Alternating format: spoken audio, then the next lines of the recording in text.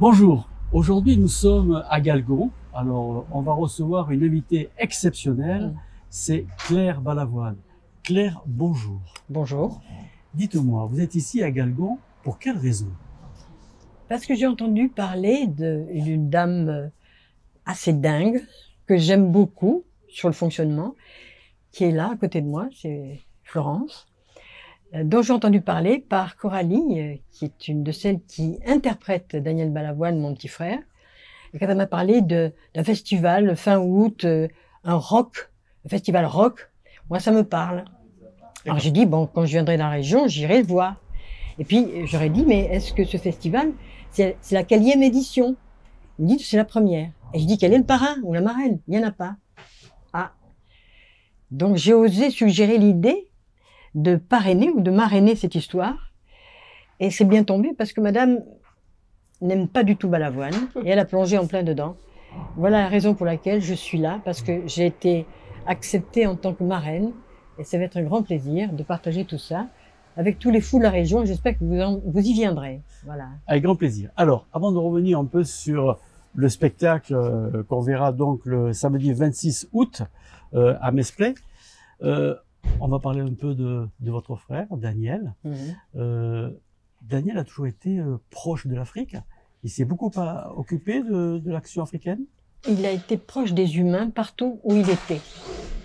Daniel, avant d'aller au Mali en particulier, était dans les coulisses des Restaurants du Cœur. Il donnait beaucoup d'argent de ses spectacles à l'UNICEF pour les enfants, à SOS Racisme, à des choses discrètes, mais qui faisaient en tout humain, tout simplement, comme beaucoup d'autres qu'on ne connaît pas, mais qui le font vraiment.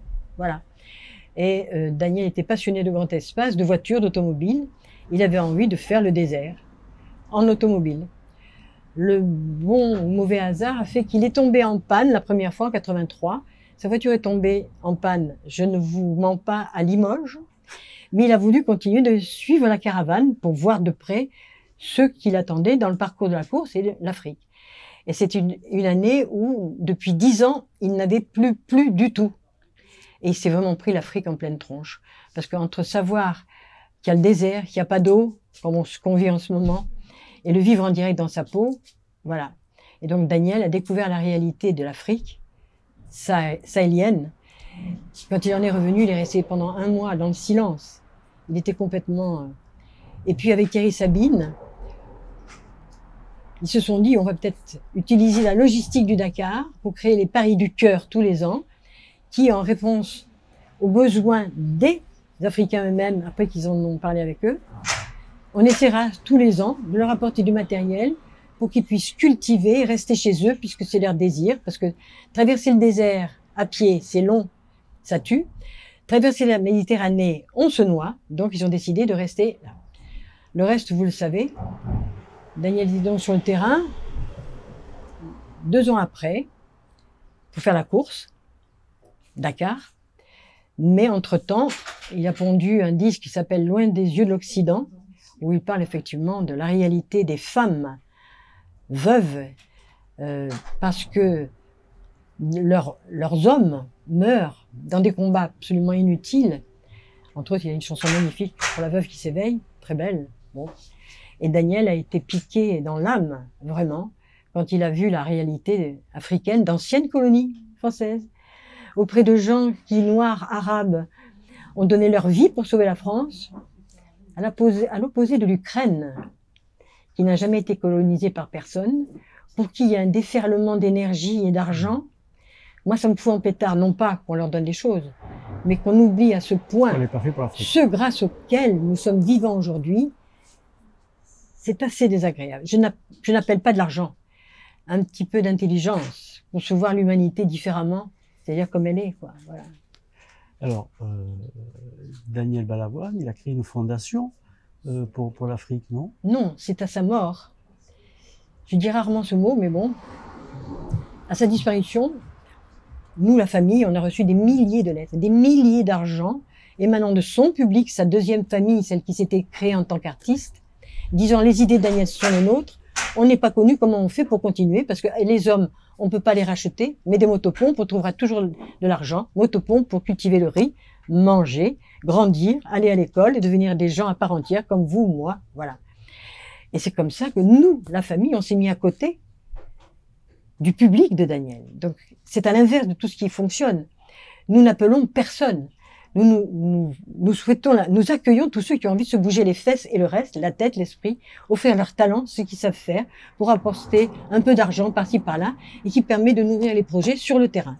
Voilà. Alors, la fondation Daniel Balavoine, il y a qui dans cette fondation? Il y a vous? Vous êtes la présidente? Moi, je suis le chef de la bande à Bala, comme je dis en rigolant. Ça fera référence à autre chose qui existe dans le coin.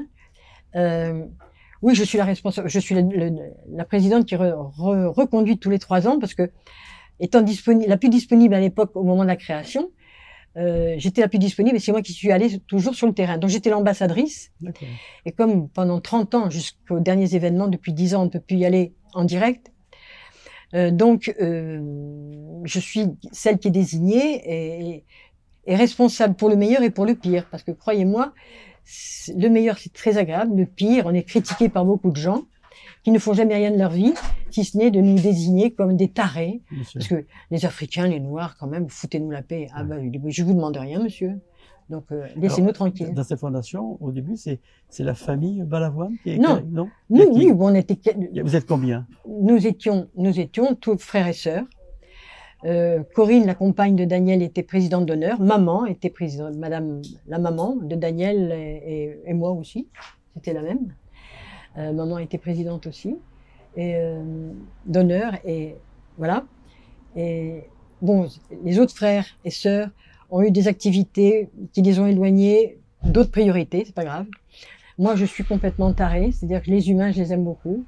Et ça me fait du bien, en faisant certaines choses, d'être mieux dans ma peau. J'ai vu, parce que vous êtes arrivé ici sur le plateau, vous avez quasiment embrassé tout le monde. Pardon? Vous avez embrassé quasiment tout le monde ici en arrivant. Vous avez remarqué? Oui. Je sens que je suis désignée, là.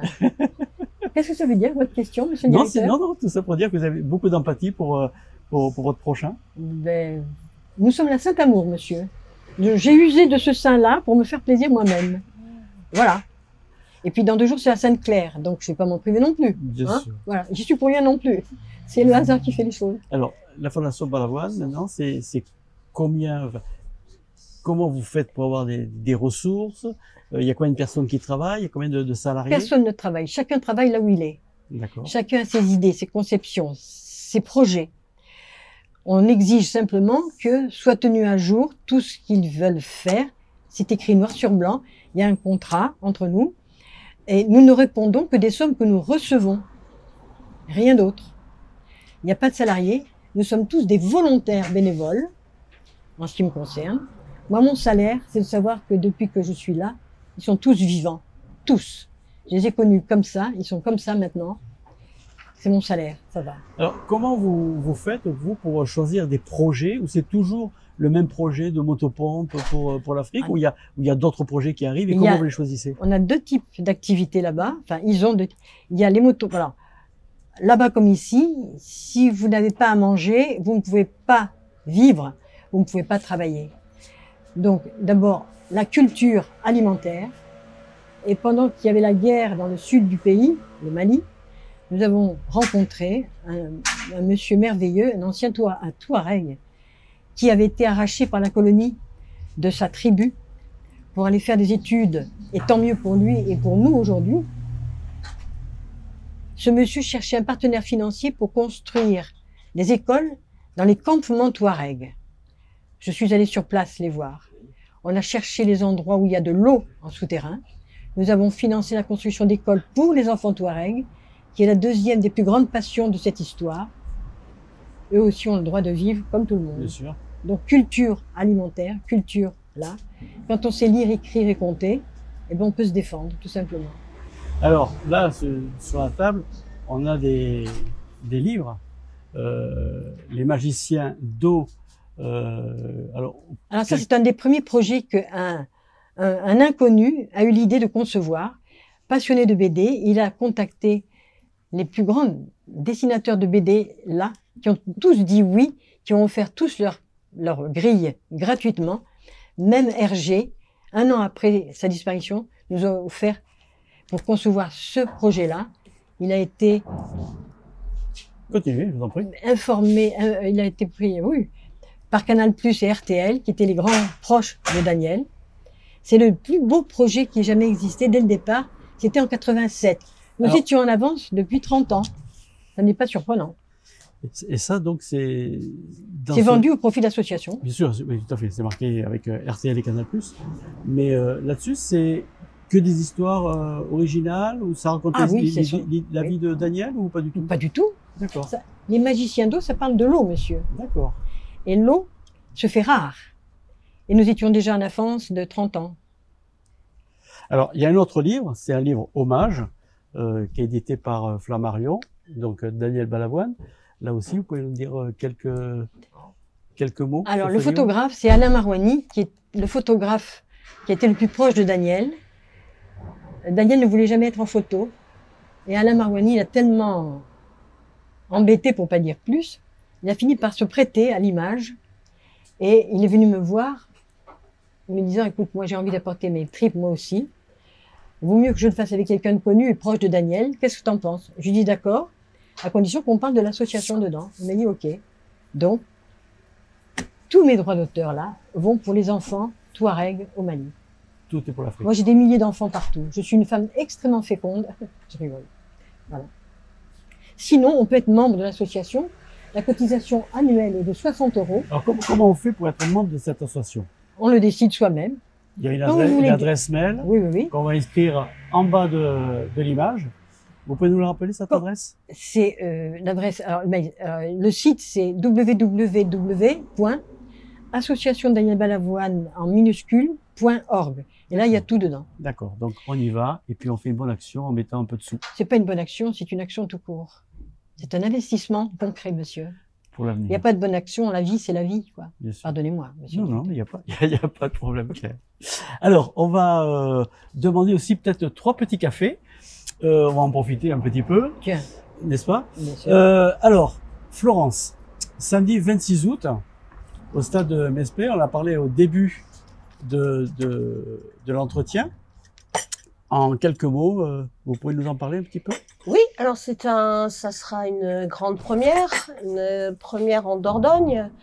Et puis je pense qu'on va dépasser le cadre de la Dordogne. En fait, l'idée de départ, c'était de rassembler 50 musiciens, des chanteurs, dans un endroit. Cet endroit, c'est quoi? C'est un stade. En fait, c'était pas au départ, c'était pas de rassembler 50 musiciens. On n'avait absolument aucune idée du nombre final. Mais c'était d'essayer de rassembler un maximum de musiciens et de jouer ensemble. Donc, le rock, pourquoi le rock? Parce que j'ai toujours été fan de rock.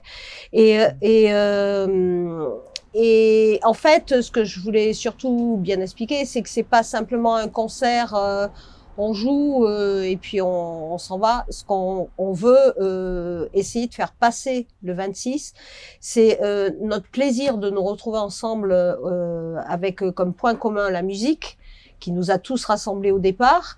Et puis pendant une année, puisqu'on a répété pendant une année pour arriver là au mois d'août, on est parti, on se connaissait pas. Il y a une cohésion qui s'est formée au sein du groupe, et ce bonheur qu'on a de se retrouver ensemble à chaque répétition, on voudrait vraiment le faire partager avec le public. Donc c'est avant tout la musique, le rock. Mais il faut que le public ressente le bonheur qu'on a de se retrouver face à eux. Voilà. Alors, c'est une association? Alors, on a créé une association, oui, pour pouvoir gérer tout le côté organisationnel. Rocking 24, c'est ça? ARD, oui, ARD. Association Rocking Dordogne. Et vous êtes la présidente? Oui. Alors, donc, pour cette action qui va y avoir donc le samedi 26 août au stade Ménesplet, dans le 24, en Dordogne. 24 700, oui. Voilà, prochainement. Il y aura quoi? Donc, il y a plus de 40 musiciens, vous avez dit? 50. 50. Oui, tout 50. En bas, parce que sur l'affiche, c'est marqué 40. Et oui, mais l'affiche a été éditée avant qu'on soit 50. Et là, on a été obligé de bloquer à 50 parce qu'on a encore des tas de personnes qui nous disent comment on peut faire pour vous rejoindre. Là, non, on est à quelques semaines. Oui, pardon, Claire. Au cas où il y aurait une plénitude totale, on a prévu de transporter le Stade de France À Au Mesplé. MNSP. Il n'y a pas de problème. C'est très clair, hein? C'est très clair, Claire.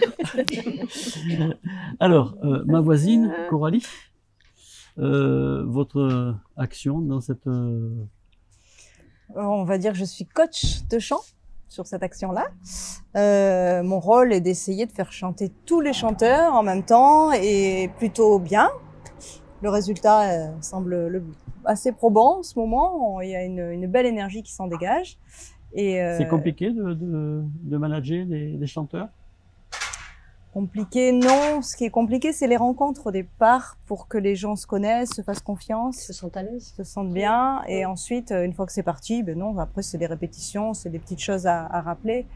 Mais en tout cas, comme disait Florence, il y a quand même une envie de montrer aux gens qu'on s'amuse et qu'on a envie de leur faire partager quelque chose. Alors, c'est ce qui ressort, est-ce- cette cohésion. Est-ce que dans ce spectacle, il y a les chansons de Daniel Balavoine? Alors, Ah, le spectacle, Ou c'est un secret? On ne dit rien, on va jouer, on a 14 ou 15 morceaux, mais on les dévoile pas. On dit Aucun c'est ne du saura. rock. J'ai ça ne sera cuisiné, mais que- je suis interdite de savoir. Donc, elles vont rien dire ce soir. Il faut venir. Voilà, ça ne sera que du rock, c'est la seule chose qu'on peut dire. Mais ce que je peux rajouter aussi, c'est que ce sont des chansons avec lesquelles on a été bercé depuis notre enfance, on va dire, et que tout le monde les connaît. Alors, vous attendez combien de visiteurs? Beaucoup. Beaucoup. Mais on en 2 attend millions encore. 2 millions, hein, 2 millions, c'est ça. Hein? À peu près. 2 millions. Ça a augmenté d'1 million Minimum. depuis hier soir. Donc, l'entrée est à 10 euros. L'entrée est à 10 euros à partir de 15 ans. En dessous de 15 ans, c'est gratuit. On a essayé que ça soit abordable par tout le monde pour qu'un maximum de c'est personnes bien. puissent profiter Très belle idée. voilà, Ah ouais. du spectacle. Pour y avoir accès donc à une réservation au 07 86 10 73 90. Oui, c'est ça. Il y a un site internet où on peut Il y a un réviser la site billetterie? alors c'est pas possible de réserver sur le site, mais on a un site association Rocking Dordogne. D'accord. Donc on y va dessus. On y va dessus, on a quelques images parce qu'on n'a pas voulu trop dévoiler, on veut vraiment garder l'effet de surprise pour les gens qui vont venir. Sachant que dans ces surprises, il y en a au moins 4 qui sont inédites, totalement inédites en Dordogne. Voilà, ça sera vraiment une première. C'est quoi? C'est surprise. Alors, mais déjà, Allez. mais je vais. Si, mais si, oui, allez. oui, mais je vais en dire quitter deux. les- Je vais en dire surprise. deux. Déjà, le fait d'être 50, de rassembler 50 musiciens qui jouent tous la même chose, c'est une première en Dordogne. Ça, c'est une certitude, qui jouent tous du rock, évidemment. Et la deuxième, c'est que, en principe, qui dit concert de rock dit scène, une scène linéaire. Là, la deuxième grande innovation, c'est qu'on va être sur 4 scènes différentes. D'accord. Voilà. Donc, Mais tout au le monde niveau, joue ensemble? tout le monde joue ensemble. Non, les 4 scènes, c'est Oui, on fait oui. interpréter le même morceau au même Oui, moment. oui, quoi. oui, au même moment. Mais ça sera pas du linéaire, ça sera, ben voilà, il faut venir voir. Oui, ça sera totalement original et inédit. Donc ça, on est plutôt content du résultat. Et puis après, il y a plein d'autres petites surprises. Mais déjà, je pense que ça a été une surprise au début, mais l'événement majeur, c'est d'avoir une parraine aussi prestigieuse que une parraine, j'ai dit. Très bien, ça me va. Une marraine aussi prestigieuse que Claire Balavoine. Voilà, pour nous, c'était inespéré. Parce que ça correspond, Daniel Balavoine, c'était quand même du rock, Bien sûr. C'était rock, donc ça correspond au répertoire qu'on va jouer. Et puis secondement, moi personnellement, il y a la musique de Claire Balavoine, mais il y avait aussi l'homme, ses engagements. On a parlé de l'Afrique tout à l'heure, et je pense que c'était exactement l'idée de départ qu'on voulait faire passer au niveau de ce rocking, c'est-à-dire que Je vais poser la question, est-ce qu'il y aura-t-il à boire et à manger, s'il vous plaît, madame? Parce que si fait ce temps-là, il va falloir qu'on tienne le coup. Mais oui, alors il y aura restauration, bien sûr, et buvette sur place. Nombreux stands de restauration de qualité, buvette, voilà. Et pour la sécurité, on a même pensé à fournir des alcotests pour les gens qui vont repartir et qui sont loin, à toutes les personnes qui le demanderont. Voilà. Parce qu'on a pensé sécurité. Je voulais rajouter aussi une chose qui, pour moi, en tout cas pour moi, est extrêmement importante, c'est que on On a apporté une attention toute particulière aux PMR, aux personnes à mobilité réduite, parce que souvent, surtout dans les campagnes, ils sont en grande difficulté, rien n'est prévu. On en a rencontré qui nous ont dit je suppose, j'aimerais bien venir, mais je suppose que rien n'est prévu pour nous. Bien au contraire. Alors, place de parking, ça c'est une évidence, mais on a réservé des places dédiées pour les personnes à mobilité réduite, mais pas que. Les personnes qui, dont la station debout est pénible, pourront être au premier rang. Donc, non seulement ils vont pouvoir assister au spectacle dans de bonnes conditions, mais en plus, ils seront en première loge. Donc, voilà. Alors, donc, je remonte la petite affiche. Donc, c'est samedi 26 août 2023 au stade Ménez-Play, en Dordogne. De quelle heure à quelle heure? Alors, les grilles du stade seront ouvertes à 17 h. De 17 à 20 h, on encourage vivement les gens à venir. D'abord pour qu'il n'y ait pas l'affluence, ça va permettre de se dispatcher au niveau du temps. Et puis de 17 h à 20 h, comme on l'a dit, il y aura des stands artisanaux, il y aura la buvette, il y aura la restauration. Toutes ces personnes, la restauration, les gens qui vont manger aux différents stands, ça sera pour les stands, c'est pas du tout pour nous. C'est-à-dire que là aussi, on a essayé de faire travailler un maximum de monde et pas du tout pour... L'argent n'est pas le vecteur. Alors évidemment... il en faut pour le faire. Il en faut.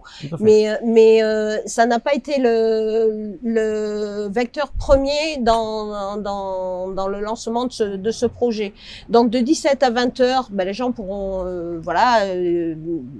se restaurer et boire, voir d'autres surprises qui sont prévues justement. Et à 20 h, on a une première partie qui est un groupe bordelais avec des influences pop, rock, blues. Ce groupe s'appelle PHB. Ils nous viennent de Bordeaux, donc ils vont jouer de 20 h à 20 h 45 à peu près. Ensuite, il va y avoir un changement de plateau où on va faire plein de choses. Les gens vont pas s'ennuyer pendant le changement de plateau. Et ensuite, à 21 h, c'est le Rockin' 24 qui rentre en scène pour 2 heures d'apothéose. Je vous souhaite une excellente soirée. Merci beaucoup. Ce 26 août. Merci. Avec une marraine extraordinaire, on peut le dire. Oui. Merci Claire. Merci à vous. Merci à vous. Non, merci à vous Claire. Entre dingues, moi, je me prive jamais. Hein. Est-ce que vous souhaitez rajouter quelque chose? Il y en aurait trop à dire, mais si ce n'est que je suis très heureuse d'être à cette première-là. Et il y en aura d'autres sans doute. Et pour mon plaisir, en toute amitié et amour, je reviendrai. Parce que je vais peut-être m'installer dans le coin. Tant pis pour vous, jeune dame. Non, pas tant pis, au contraire. Vous allez devenir la marraine récurrente? Ah non. Vous aimeriez? Non. Ça ça se pose même pas comme question, forcément. Ouais. Mais après... oui, mais moi je suis vierge, donc j'ai osé me proposer, et ça fonctionne, n'est-ce pas? Complètement. Voilà. C'est une magnifique rencontre avant d'être d'être la marraine. C'est d'abord une rencontre inespérée et je pense que le courant est passé remarquablement. Voilà. Oui, c'est vrai. Hein, c'est vrai. Bien. Merci Claire. Merci à vous. Merci Florence. Merci Coralie. Merci. À très bientôt sur une prochaine émission d'Aki Télé. Bye bye. Et puis n'oubliez pas d'aller le samedi 26 au stade Ménez-Play à Dordogne. C'est important, c'est une belle action. 10 € l'entrée. À bientôt. Ciao, ciao.